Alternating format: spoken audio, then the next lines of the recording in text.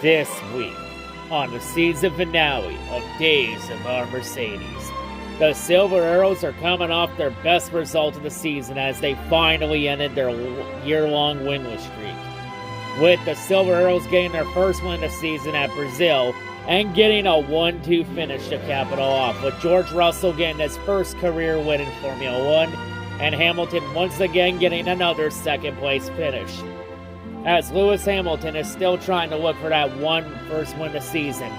Of course, in terms of drama, not a whole lot of drama was said on the Hamilton front. Like, the only noteworthy thing was the entire F1 paddock and all the drivers having a dinner with Sebastian Vettel ahead of Vettel's final career F1 race in Abu Dhabi at Yas Marina, and Hamilton giving a heartfelt tweet about how much Vettel has meant to Hamilton's career. So yeah, really, a very quiet week from no drama really from the Silver Arrows. I can kind of get used to this. Very quiet, as now the attention turns to the season finale in Abu Dhabi. Of course, with the F1 heading to Abu Dhabi for the 2022 season finale, last year's event race at Abu Dhabi, Hamilton and Mercedes fans wished to not speak at that race, as that race would end up becoming infinite fuel and ammo for Hamilton fans' victim complex.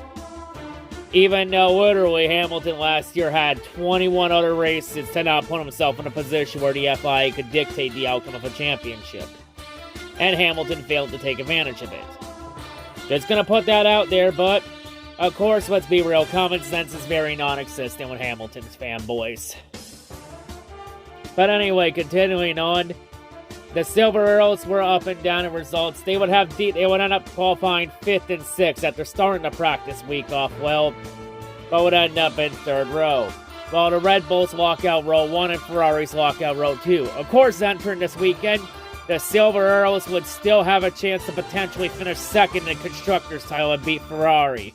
They would just have to gain over at least 20 points on Ferrari and hope Ferrari chokes. So then on the start of the race, Lewis Hamilton would then violate track limits while battling Carlos Sainz on the opening lap. And then he would be forced to give the position back to Sainz. And then immediately would take it right back. But then later on we would find out that Lewis Hamilton's car would have no pace, and he would lose the spot eventually back to Sainz. And then he would get passed by George Russell as the Silver Arrows told George that he was free to battle Lewis, and went right by Lewis. As it's looking like Hamilton's chance to extend his consecutive seasons of at least one win in F1 might be drawing to a close. Meanwhile, Verstappen would dominate up front, but Perez would end up having a pit stop early on in the final run. That would put him a bit far back, but he would work his way up to the front. He would have a bit of a battle with Lewis Hamilton, but Perez would eventually get right by Lewis, as Lewis is still trying to get that first win of the season, while Perez is still trying to finish 2nd in the championship and beat out Leclerc, since between Leclerc and Perez, the highest finisher would end Abu Dhabi would get 2nd in the championship to Verstappen. But of course, Lewis's season, we would have an engine failure though from Alonso midway through the race. Another engine failure for Alonso. So that is how Fernando Alonso's career at Alpine will end. And his career will probably go more downhill with Aston Martin next year. Like, Jesus Christ. Is Fernando Alonso ever going to make it a good team change for once? Because he seems like the king of bad team changes. Fuck me. We would also have a crash between Nicholas Latifi and Mick Schumacher, with Schumacher getting a 5-second penalty and Latifi both being forced to retire from the race. And of course, that's how, for those two, that's how their F1 careers will end for now. Maybe not Mick Schumacher, because there's been hints that Mick Schumacher could get picked up by Mercedes as a reserve driver, since Toto Wolff says that Mick is still a talented driver, but just got misused by Gunther Steiner being Gunther and not thinking straight. Like, Toto, if you want to say that Gunther Steiner is a wanker, just say he's a wanker like a real human fucking being with 2 testicles. But for Lewis Hamilton, his season would come to a difficult end with 5 laps to go as he would suffer a hydraulic issue in the transmission where he couldn't shift the car. And he would be forced to retire from the race with 5 laps to go. And with that, Hamilton's season ends, and something has happened. It has finally happened. For the first time in Lewis Hamilton's career, Lewis Hamilton has gone winless. 0-22. So after Hamilton lost the championship last year to Verstappen, Hamilton followed it up with his first winless season of his illustrious F1 career. It was bound to happen at some point, but wow. I did not think it would happen a year after last year. Like, don't get it wrong. I knew Hamilton and that Mercedes team had a lot of issues, and I know Hamilton had his antics and was a diva and a drama queen, which was the whole point around this series. And I knew at some point the antics were going to catch up to him, but never did I think he would actually go winless. Like, I've joked about it because anytime I mentioned it, I said I was just joking about it. Because I thought he was going to pull a win or 2 out of his ass and bullshit his way. But no, he actually went winless. It actually happened. Something a lot of us didn't think would happen for a couple more years has finally happened. Especially in the Mercedes car. And also with that and Carlos Sainz finishing in the top 5, it means that for the first time in Hamilton's career, he will not finish in the top 5 in points, as Hamilton will end the year 6th in the championship. So this was easily Lewis Hamilton's worst season of his entire career. And now Hamilton's future is in question. Especially coming off his first winless season. Especially with Hamilton looking for a multi-year extension. Is Mercedes really going to commit to it after this? Because I feel like Hamilton's last shot was last year. And that shot is gone. But yeah, for Hamilton, I feel like Hamilton will never have a shot like he did in 2021 ever again. Because the competition is starting to catch up to him, and we all know Ferrari can compete with Red Bull.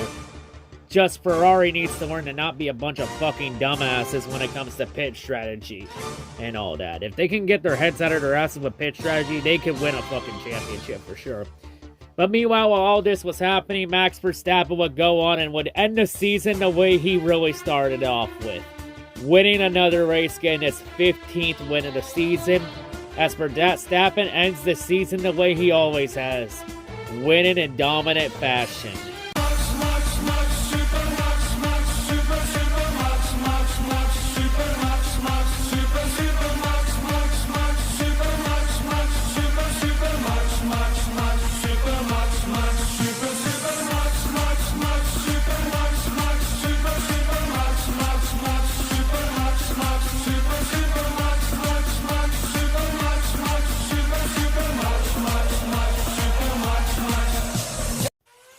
So Verstappen gets his 15th season to cap off his 2022 season and to cap off his successful title defense of the 2021 championship. Hey, here's one positive, Hamilton fans. At least Verstappen didn't need the FIA this time to win the championship, as Verstappen locked it up with 4 races to go. At least Verstappen made sure that the finale didn't end up being manipulated this time. But yeah, also Leclerc, he would go on and finish 2nd in the finale. So that means Charles Leclerc will end the season as the championship runner-up, and Perez would end up 3rd, so Perez will end the season in 3rd in the championship. So yeah, even with Verstappen ignoring team orders at Brazil, it wouldn't have made a difference if Verstappen obeyed team orders and let Perez by. Because Leclerc still would have finished ahead of Perez regardless. So yeah. So yeah, the whole thing between Perez and Verstappen at Brazil ended up being for nothing. But yeah, also George Russell, he would end up finishing 4th in the championship. So to add insult to injury for Hamilton's worst career season in F1, George Russell, his new teammate, would not only outperform Hamilton in the same equipment and finish higher in points than Hamilton in the same equipment, he also got a win while Hamilton didn't. Wow.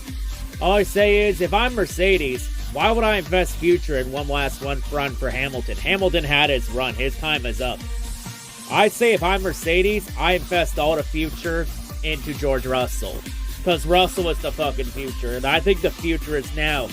Because keep in mind, Russell had the number 2 car in Mercedes.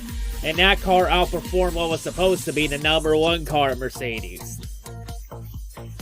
So yeah, Russell is the future of Mercedes. The future is now. But for Mercedes, they would end up third in the Constructors' title, as Ferrari would end up outpointing them in the finale with Hamilton's misfortunes. So Ferrari will end up second in the Constructors' title. Even when it looked like Mercedes might have had a chance with Ferrari being a bunch of inept fucking morons with pit strategy, in the end, Ferrari did everything they needed to still stay ahead of Mercedes. Just think of this, they could have potentially been competing with Verstappen and Red Bull for the championships this year. But if only they knew what the fuck a pit strategy was. So with that, the 2022 season is come and gone. Also, the top 3 and the finishers in the top 3 in points all did burnouts on the front straightaway, along with Sebastian Vettel, because with Hamilton's DNF, it meant that Vettel ends his F1 career with a 10th place finishing in the points. What a way for Vettel to go out. It's too bad Vettel didn't get one last win in a stint with Aston Martin. Oh, too bad. But yeah, what will change next year? Logan Sargent goes to Williams and becomes the first American driver in F1 since Alex Rossi. We also got Oscar Piastri going to be going to McLaren next year to replace Daniel Ricciardo, as Ricciardo will become the third reserve driver at Red Bull. Nico Hulkenberg will replace Mick Schumacher at Haas. We got Nick DeVries replacing Pierre Gasly at AlphaTauri. And Pierre Gasly takes Alonso's place at Alpine, while Fernando Alonso will take Vettel's place at Aston Martin. So we have some interesting driver changes in the midfield. Of course, the top 3 teams and Alfa Romeo will remain the same for 2023. But yeah, the 2022 season has come and gone. But yeah, I'll just say this season kind of sucked. It was kind of a boring season, really every race, it was either Verstappen or Ferrari winning. Along with the occasional Perez wins, but yeah, Ferrari easily could have competed with Verstappen for the championship, but Ferrari just found every single way to shoot themselves in the foot. But I feel like Ferrari will be stronger next year, but I think Verstappen's going to have another dominant season here, next year. The Verstappen era is officially in full effect. But yeah, some fans this year just learned the hard way that seasons like 2021 just don't happen often. But before I end this off, I do want to say thank you to everybody for your support for this series. This series wouldn't be possible without any of the support from all yous. I don't beg for subscribers or views or likes or any of that egotistic shit, but, I am grateful for what I do have. And, I just want to say to everyone that supported this series since episode 1 of the season, thank you. But let's be real. Days for Mercedes, does that sound like a healthy organization? No, didn't think so. Let's just hope that in 2023, Lewis Hamilton learns from his mistakes and his antics. Well, he probably not, because he suspended all his social media accounts for the off season. So he'll probably learn nothing, and we'll probably be back here next year for season 2.